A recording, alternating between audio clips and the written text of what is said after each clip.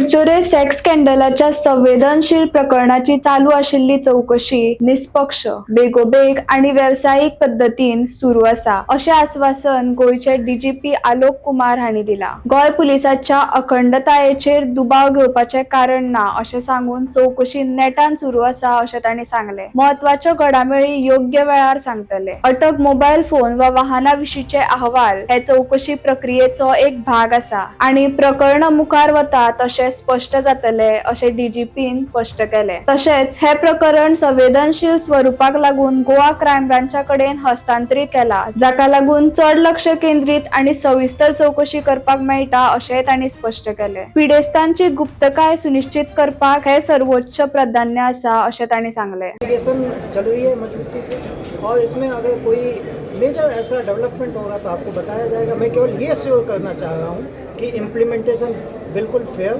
और प्रॉम्प्ट किया जा रहा है गोवा पुलिस के द्वारा, और इसके ऊपर किसी तरह की किसी के मन में कोई शंका नहीं होनी चाहिए।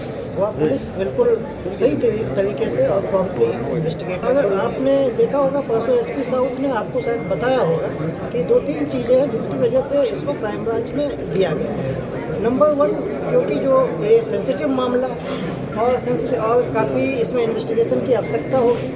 एंड जब भी कोई इस तरह के सेंसिटिव मामले होते हैं या कोई ऐसा होता है जिसमें बहुत सारा इन्वेस्टिगेशन करना होता है, तो यूजुअली हम लोग क्राइम ब्रांच को इसलिए देते हैं क्योंकि उनकी लॉ एंड ऑर्डर और बाकी तरह की ड्यूटियाँ कम पड़ती हैं, तो वो फोकस कर सकते हैं इन्वेस्टिगेशन पर। साथ में इसमें जिस तरह का ये मामला है उसमें कॉन्फिडेंशियलिटी ऑफ विक्टिम्स भी बहुत ज़रूरी है, जिसके लिए कई बार जो लोकल थाना है उसमें लोग आते जाते हैं और तमाम तरह की चीज़ें होती हैं। इन सबको ध्यान में रखते हुए इसको क्राइम ब्रांच में इस इन्वेस्टिगेशन को रखा गया है।